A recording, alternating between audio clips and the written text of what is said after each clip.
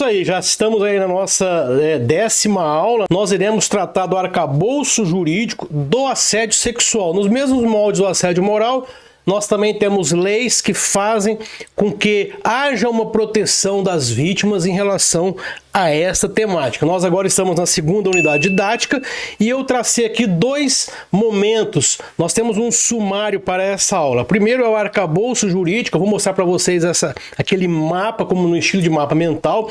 Depois iremos passar lei a lei e farei algumas considerações importantes a respeito das leis, da interpretação dessas leis aí que estão inseridas no arcabouço jurídico.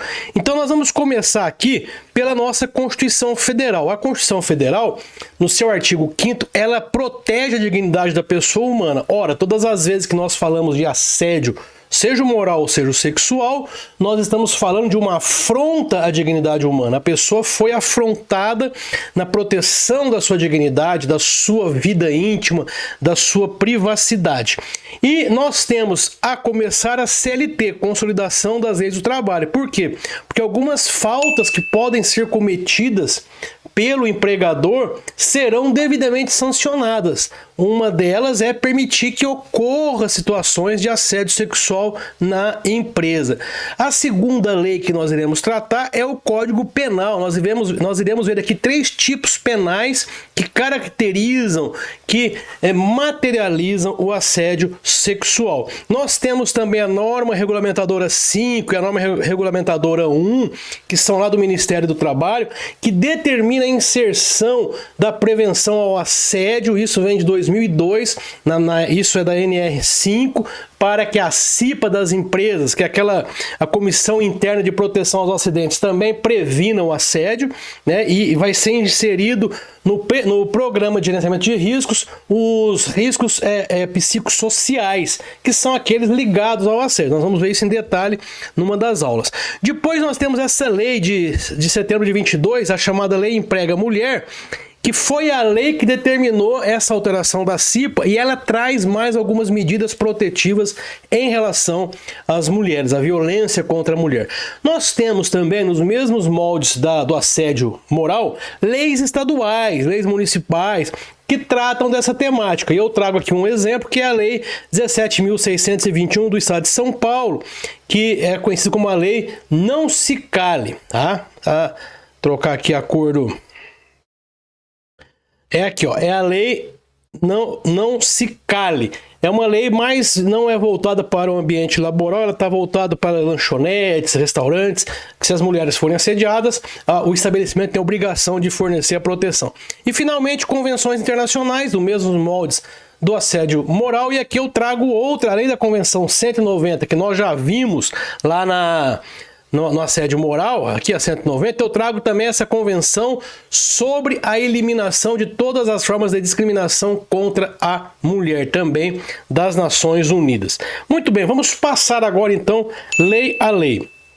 A Constituição, vamos ler aí comigo, ó. A República Federativa do Brasil, formada pela união indissolúvel dos estados, municípios e do Distrito Federal, tem como fundamentos, primeiro deles aqui, ó, já está grifado, dignidade da pessoa humana. E no artigo 5º, nós vamos ter lá aqui os direitos e deveres individuais e coletivos.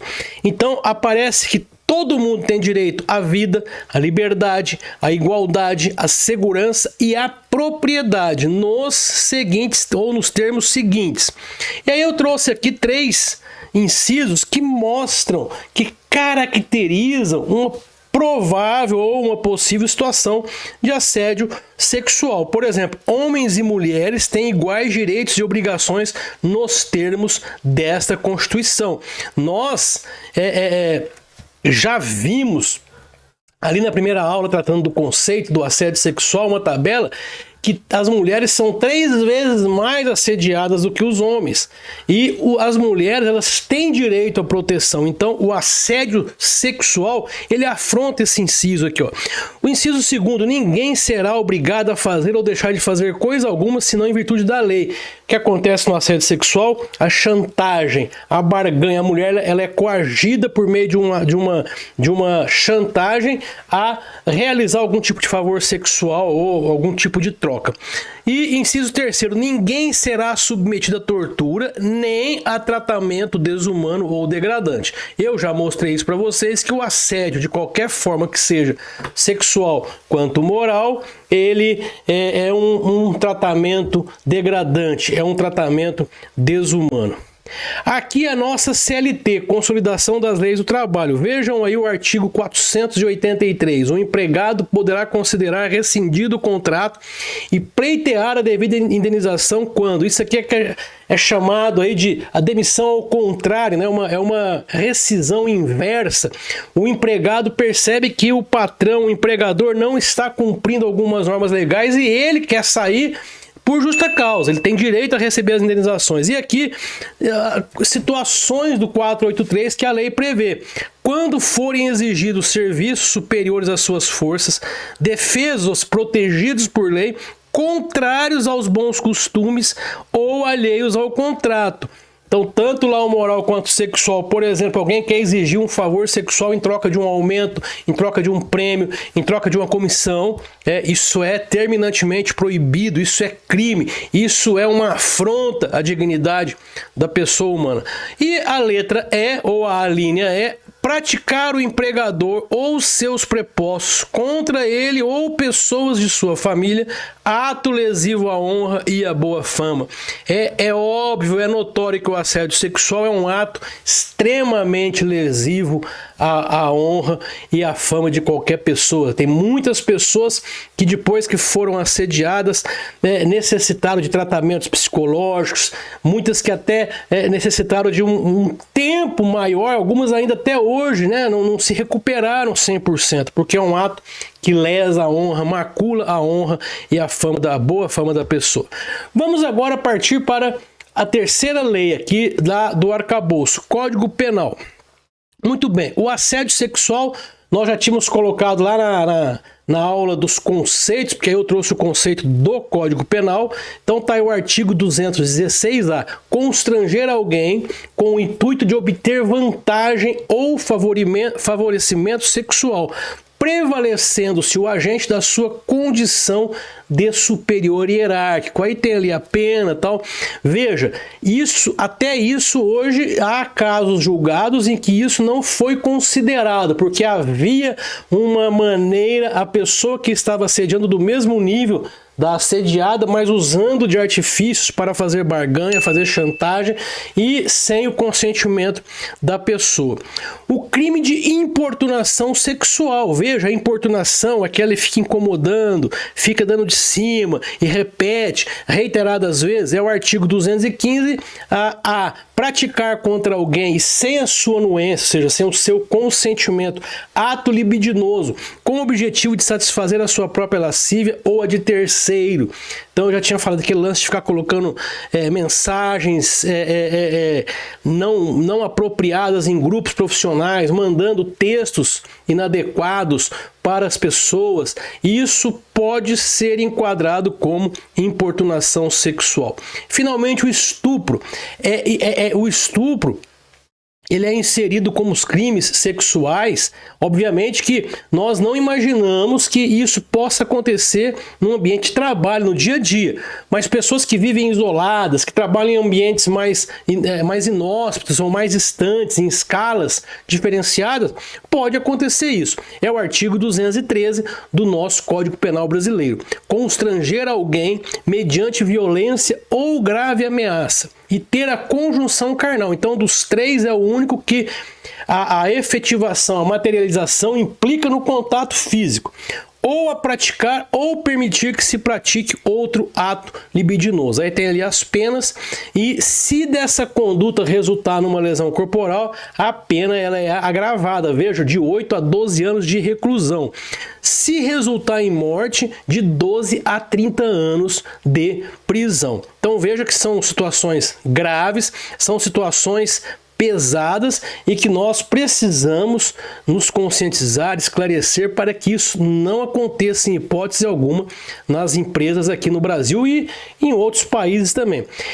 E aqui tem uma questão que eu trago que são 4 situações práticas e fáticas que vão mostrar situações que pode estar numa dessas 3, aí, particularmente ou no assédio ou na importunação. Passar a mão no corpo, aquele cara que se aproveita de uma situação, de uma fotografia, de um momento, igual já mostrei na foto quando estudamos lá o conceito, chega e já encosta, já vai fazer a foto, dá aquela uma apertada, isso aí pode ser enquadrado como ou assédio ou importunação sexual. Segundo, fazer cantadas invasivas, tá aqui, ó. O cara ele faz uma cantada que incomoda, inoportuna. Pode ser enquadrado como importunação ou assédio. Esbarrar, apalpar. Então já falei, cuidado em fotografia, quando vai tirar uma dúvida, chega no local, na mesa, muito cuidado, muito respeito com aquela pessoa que você está mantendo um contato. E finalmente tocar. Então veja que é fácil de entendermos e de visualizarmos essas situações aí.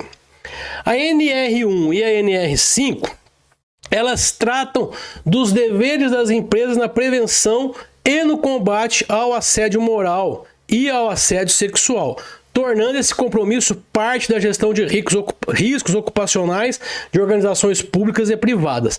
A norma estabelece regras de conduta contra práticas abusivas. Inclusive, a partir de maio de 26, as empresas vão incluir no programa de gerenciamento de riscos quais as medidas que elas estão adotando para que se evite o assédio e outras formas de violência. Ela coloca isso como a convenção da OIT, a Convenção 190, dentro das empresas. Essa lei emprega mulher, eu destaquei aqui, ó. O artigo 1º, fica instituído o programa Emprega Mulheres, destinado à inserção e à manutenção de mulheres no mercado de trabalho por meio da implementação das seguintes medidas. Aí tem várias medidas lá, área educacional, estímulo ao trabalho, entre outras. E o inciso 6º, ele coloca prevenção e combate ao assédio sexual e a outras formas de violência no âmbito do trabalho. Foi exatamente essa lei aqui que determinou a alteração da designação da CIPA, e a CIPA agora ela atua também prevenindo o acidente do trabalho e também os assédios. Leis específicas, então eu trouxe aquela lei de São Paulo para mostrar, né, que eu já havia mencionado anteriormente, que ela ela foi para ser empregada em bares, mas eu trago para o conhecimento de vocês, né? Os locais, estados, municípios podem decretar suas leis, decretos, atos, buscando coibir o assédio sexual no ambiente de trabalho.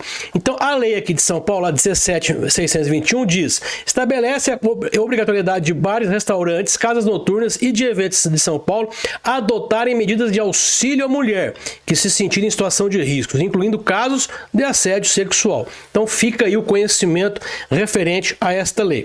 Já a Convenção 190 da OIT, nós já discutimos e mostramos lá no assédio moral, o termo violência e assédio no mundo do trabalho refere-se a uma série de comportamentos e práticas inaceitáveis ou ameaças das mesmas, se uma única ocorrência ou repetida. Veja que a própria Convenção 190 trata de uma única ocorrência. Às vezes uma única ocorrência que é mais pesada, que é muito notória, fica evidenciado o assédio sexual. Resulte ou suscetível a resultar em danos físicos, psicológicos e aqui, ó, sexuais ou econômicos, e inclui a violência baseada no gênero e inclui o assédio.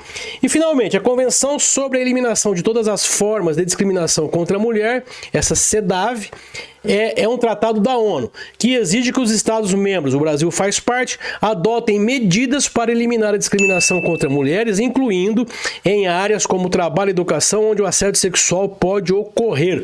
Veja, você vai falar, professor, mas o assédio pode ser da mulher para o homem? Pode, mas nós vimos lá a diferença, né? 95% dos assediadores eram homens, naquela pesquisa lá no Serviço Público Federal. Então, a gente tem que enxergar a realidade, né? Os homens é um grupo maior dos que assediam e as mulheres são as maiores vítimas do assédio sexual.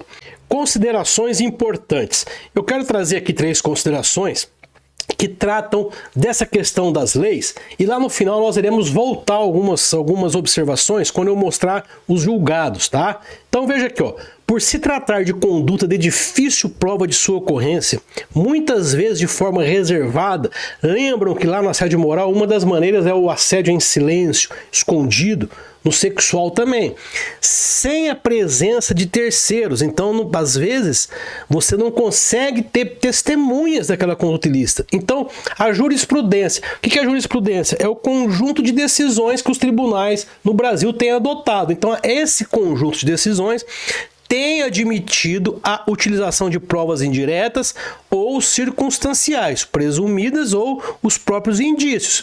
Então vai se buscar gravações, mensagens, às vezes alguém que já até foi assediado por aquela pessoa, formando esse conjunto de situações que possam levar à conclusão de que de fato o assédio aconteceu.